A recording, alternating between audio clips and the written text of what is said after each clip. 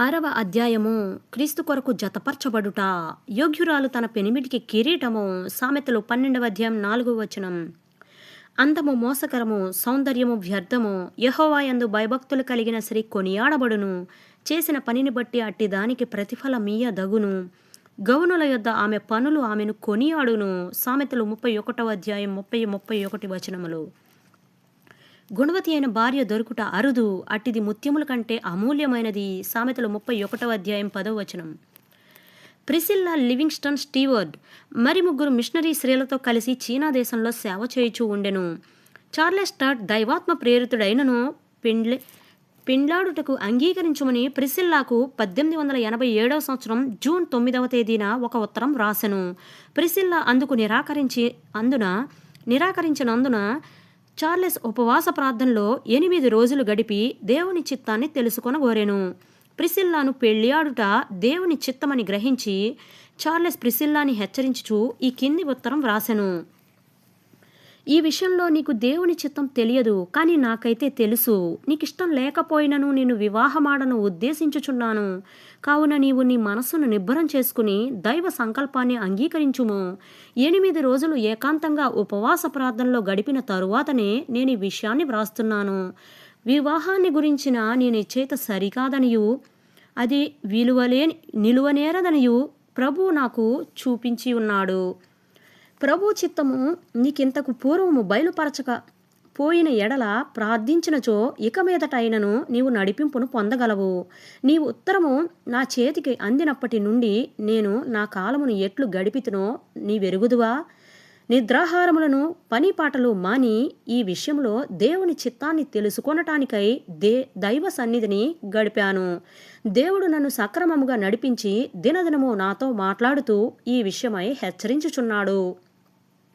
నిన్ను వివాహానికై కోరవలసిందిగా నన్ను నిశ్చయముగా నడిపించుచున్నాడు.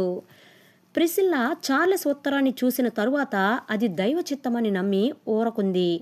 స్టడ్ భయంకరమైన జ్వరం నుండి స్వస్థత పొంది ఆరోగ్యం పొందుచున్న సమయంలో ప్రిసిల్లాకు రాసిన 2 ఉత్తరాలలో మొదటిది 68 పేజీలు, రెండవది 69 పేజీలు ఉండెను. చిన్న అక్షరాలలో ఇవి వ్రాయబడెను. స్టడ్ ప్రిసిల్లాని హెచ్చరించుచూ రాసిన మరికొన్ని ఉత్తరములను క్లుప్తంగా ఇక్కడ చూస్తాము. నీవు నన్ను పెళ్లి ఆడినందున నీకు సుఖవంతమగు జీవితం లభించదు. కష్టములతో కూడిన జీవితమే నేను నీకు ఇయ్యగలను. నీవు దేవుని బిడ్డవు కాకుండినా నన్ను వివాహం ఆడవలసిందిగా నిన్ను కోరేడివాడని కాదు. దేవుని యందు విశ్వాస జీవితం జీవించుటకును ఆయన సేవలో తోటి సేవకురాలుగా ఉండుటకును నిన్ను కోరుకొని ఉన్నాను. ఇహలోకమున ఇల్లు వాకిలి లేని దానివై ఉందువు, కానీ పరలోకమున స్థిర నివాసమున్నది.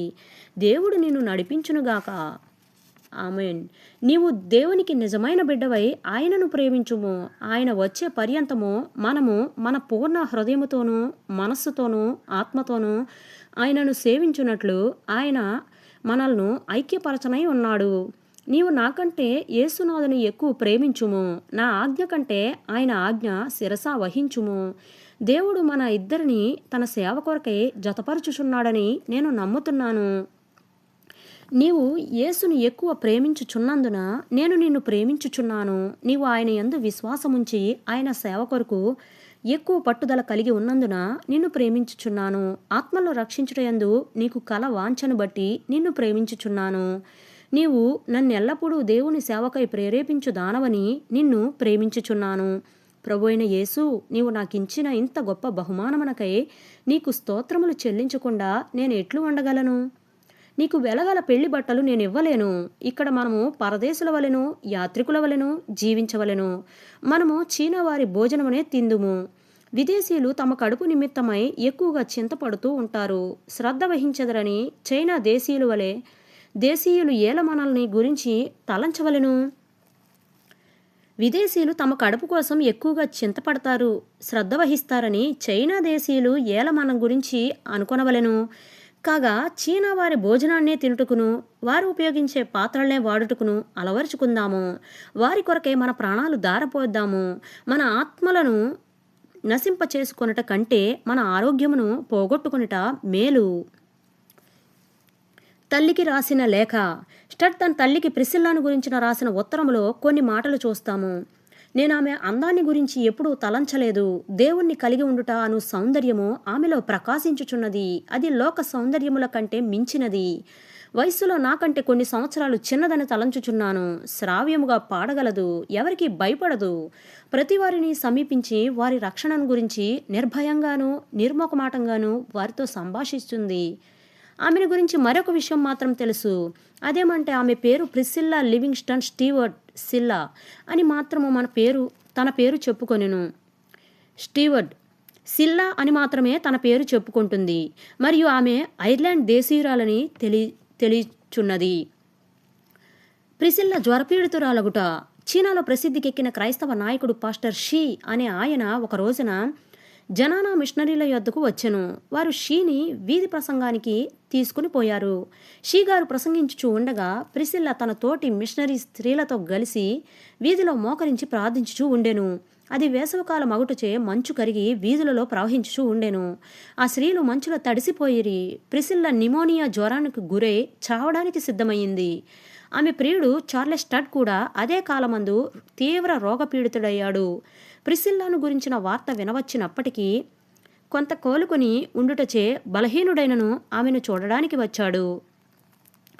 వివాహము. చార్లెస్ స్టడ్ తన బలహీనతను మర్చిపోయి రాత్రింపగళ్ళు ప్రిసిల్లాకు పరిచర్య చేయటంలో నిమగ్నుడయ్యాడు. ఆమెకు ఆరోగ్యం చేకూరగానే చైనా దేశీయులు స్టడ్కి ప్రిసిల్లాకును వివాహం జరగవలెనని పట్టుబట్టారు.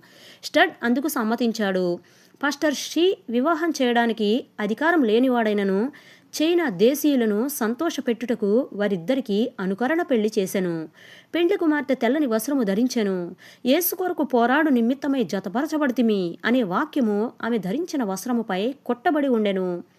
రాత్రింపగళ్ళు ఆమెకు పరిచర్య చేయుటచే అలసిపోయిన వాడే స్టడ్ వివాహానంతరము వారిద్దరూ మోకరించి, ప్రభువా, నిన్ను సేవించుటలో మేమెన్నడూ ఒకరినొకరము ఆటంకపరచము అని దేవునితో పవిత్రమైన వాగ్దానము గావించిరి. అటుపై వారు టియాన్సిన్ అనే చోటికి ప్రయాణమైపోగా అచ్చట వారికి పరిశుద్ధ వివాహము జరపబడెను.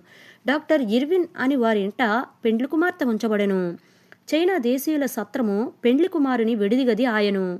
వివాహము కొరకు ప్రత్యేక వస్త్రములు కొనలేదు. సాధారణంగా ధరించు పాత బట్టలతోనే పెళ్లి చేసుకొనుట చూసిన ప్రజలు ఈ నూతన వివాహపు ఏర్పాట్లు చూసి విభ్రాంతి నొందారు.